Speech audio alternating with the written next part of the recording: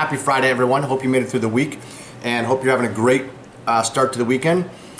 Cornerstone Cellars. So in case you don't know Cornerstone Cellars, it's hard to read the label.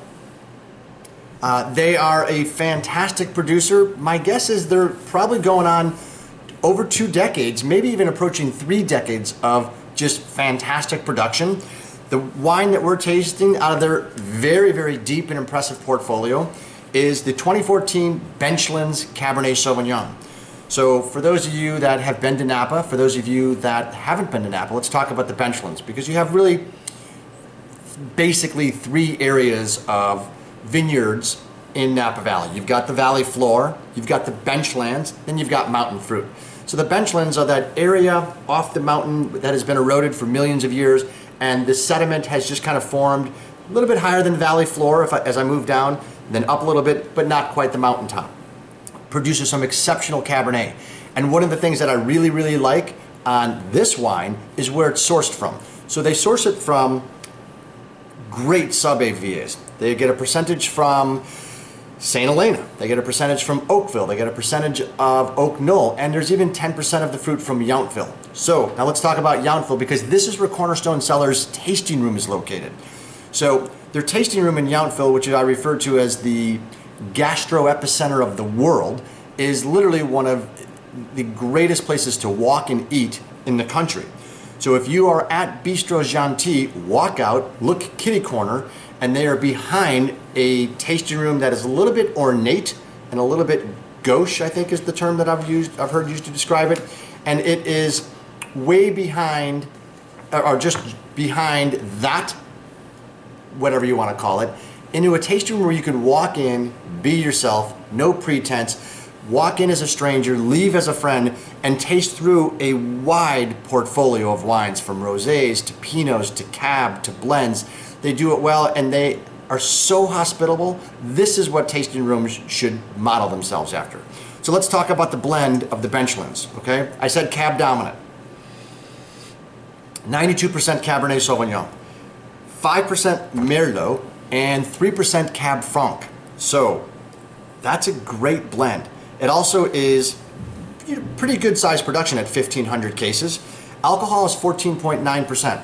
So when you're looking at this, hello, Mary Heinrichs. When you're looking at this,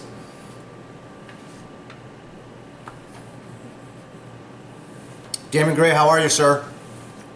It has that inky black cherry plum color to it that is just brilliant, luxurious depth when you look at it.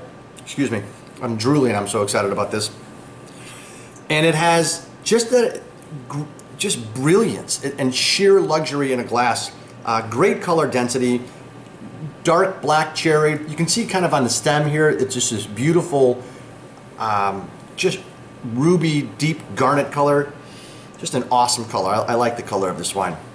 And I said dark black cherry, you're gonna get a little bit of that. Some deep crimson, some plum, some blackberry, chocolate, vanilla, and our great tasting angel, Kari, described it as cinnamon roll. So if you've ever walked into a bakery and smelled cinnamon roll, that's a pretty good aroma.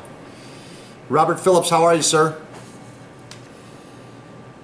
Medium body.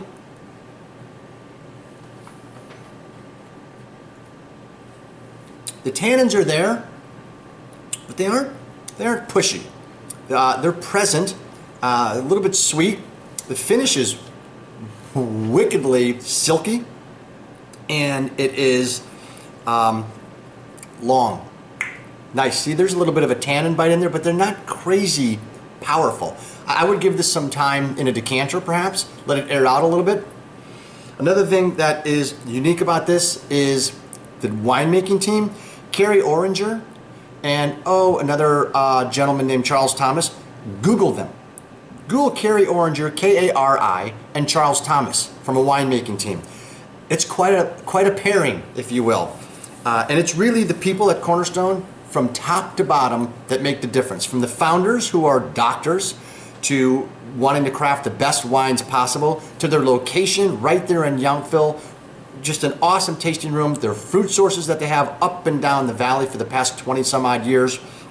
And everybody that I've ever come in contact with at Cornerstone has been fantastic. So we need your help for the hurricane relief. We're trying to catch JJ Watts. If anybody knows JJ Watts, send him this video because we're trying to catch him. He's raised $37 million on his GoFundMe when he was trying to raise $200,000. We have a ways to go, but we can't do it without you, and you are the ones that are making all the difference. So do yourselves a favor, cook someone a meal, bring them a bottle of wine, sell it to our friends at Manja TV, and be good to one another. Thank you so much for all your support. Can't do this without you. Cheers and drink the best wine. Go to cellarangels.com and you will not be disappointed. Thanks everyone. Have a good weekend.